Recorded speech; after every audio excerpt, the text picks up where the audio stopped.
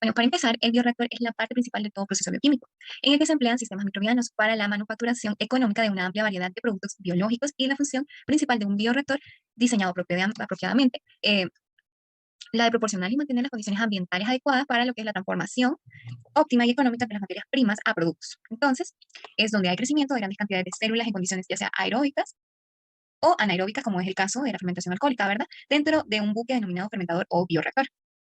Entonces, el funcionamiento de cualquier bioreactor, no solo ese bioreactor, ¿verdad? Para la producción de bebidas alcohólicas, depende de muchas funciones, incluyendo lo que es la concentración de biomasa, el mantenimiento de las condiciones estériles, la agitación efectiva para la distribución pues, de los sustratos y también de los microorganismos en el reactor, y esta pues que sea uniforme y la eficiencia en la remoción de calor liberado en la fermentación. Entonces, también la creación óptima de las condiciones biológicas del medio.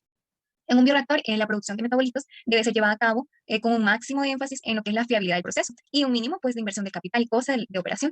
La fiabilidad es más difícil de conseguir en un proceso microbiológico como es este, que se utilizan levaduras, ¿verdad? Del género Saccharomyces, que pues, en un proceso químico.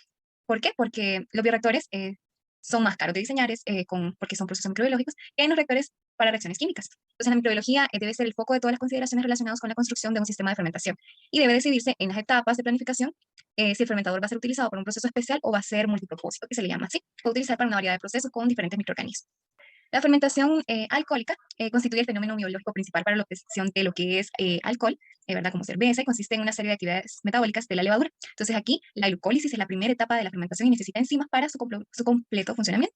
A pesar de la complejidad de los procesos bioquímicos, una forma esquemática de la reacción química de la fermentación alcohólica puede describirse como lo que es la glicólisis, de tal forma que puede verse cómo participa inicialmente una molécula de glucosa. Entonces aquí se presenta lo que es un esquema de la ruta metabólica para obtener el etanol partiendo de la glucosa.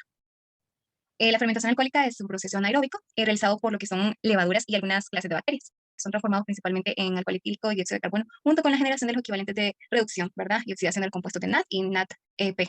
Vamos a hablar de los parámetros físico-químicos de la fermentación.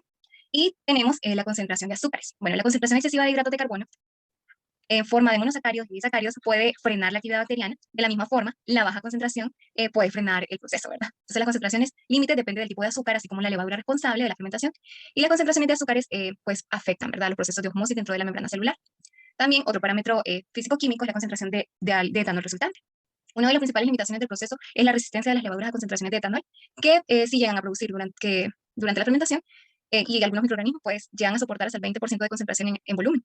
El seguimiento de la acumulación de alcohol en el medio del bioreactor es un buen parámetro de control para detectar cómo se está desarrollando el proceso. Si trabajamos a alta presión, tendremos pues, una producción de etanol más rápida. Sin embargo, a baja presión obtendremos menos cantidad de alcohol. Bien, tenemos la acidez del sustrato.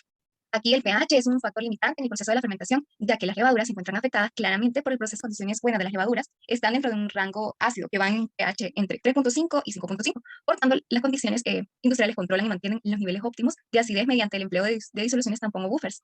También el contacto con el aire.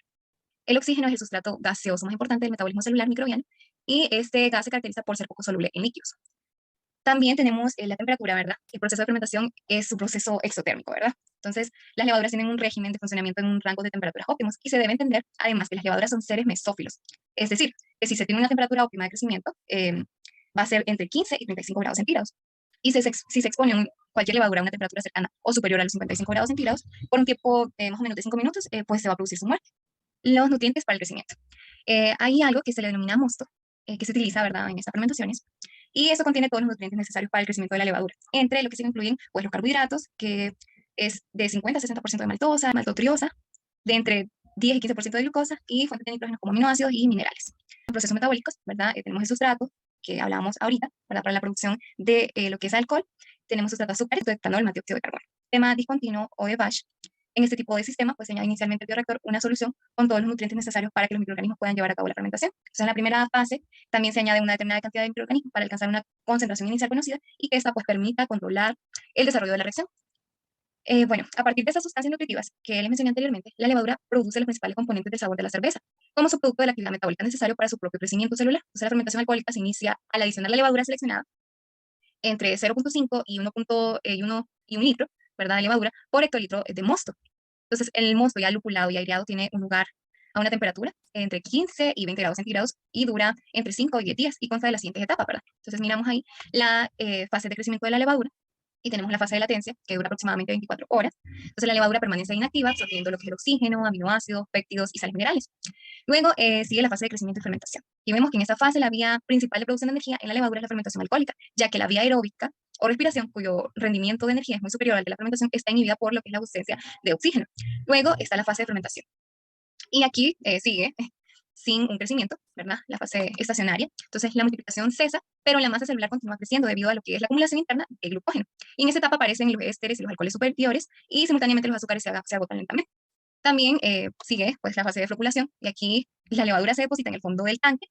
En el caso de la fermentación baja o en la superficie, en el caso de la fermentación sí es alta, ¿verdad? La fermentación alta.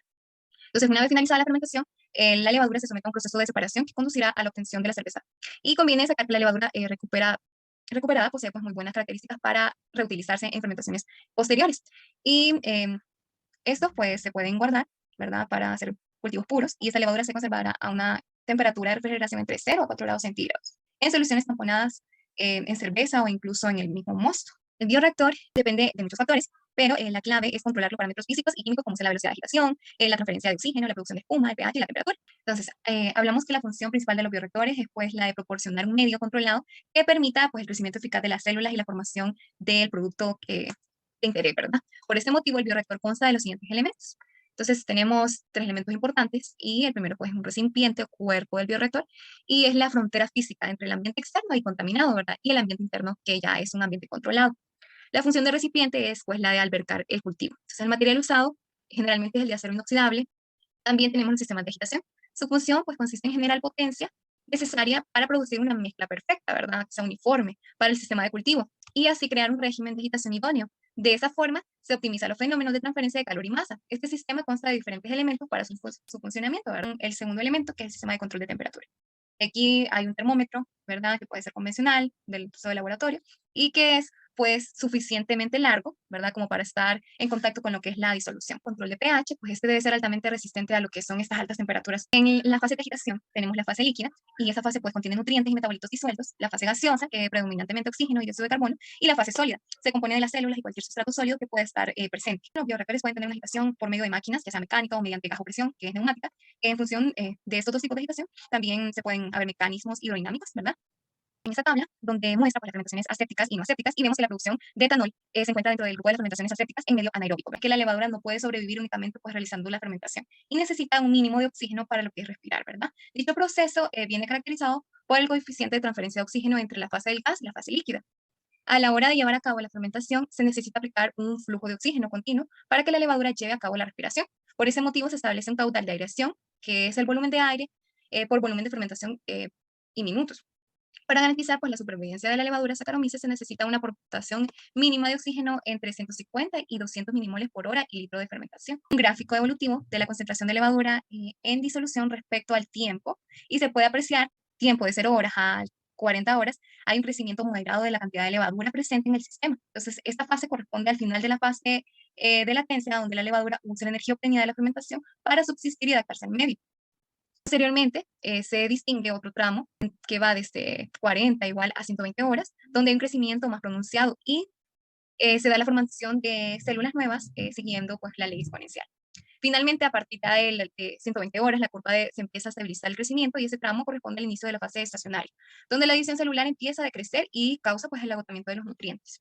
El siguiente gráfico, pues el gráfico evolutivo de las concentraciones de glucosa en disolución respecto al tiempo, y se puede apreciar que entre 0 horas a 40 horas hay un decrecimiento moderado de la cantidad de glucosa presente en el sistema, ¿verdad? Posteriormente se distingue otro tramo, que vemos de 40 horas a 120 horas, donde hay un decrecimiento más pronunciado y se da pues la disminución del sustrato, que aquí en este caso es glucosa, de una forma más rápida, coincidiendo con lo que es la fase de crecimiento exponencial de la levadura. En el sistema hay menor cantidad de células que necesitan pues, fermentar para continuar con la división celular y poder subsistir. Finalmente, a partir ya de las 120 horas, la curva empieza pues, a llevar valores de cero. Y este hecho es debido a que se empieza a agotar la glucosa en el medio y no estará pues, disponible para fermentar. En este gráfico se aprecia la evolución de la concentración de etanol en disolución y se ve que la presencia de alcohol aumenta a lo largo del proceso de manera exponencial. Eso pues debido a que mayor concentración de levadura en el medio se tiene pues mayor producción de alcohol. Aún así, también es necesaria la presencia de glucosa para que las células pues realicen las fermentaciones que tiene como producto el etanol. O sea, al final del proceso se ha obtenido que el crecimiento de la levadura ha entrado en la fase estacionaria. y que la presencia de glucosa en el medio cada vez es más escasa. Si no se detiene el proceso de fermentación o se regenera el medio, ¿verdad? Adicionándole más sustrato, ¿verdad? Glucosa, la levadura pues acabará muriendo y ya no se va a producir más alcohol.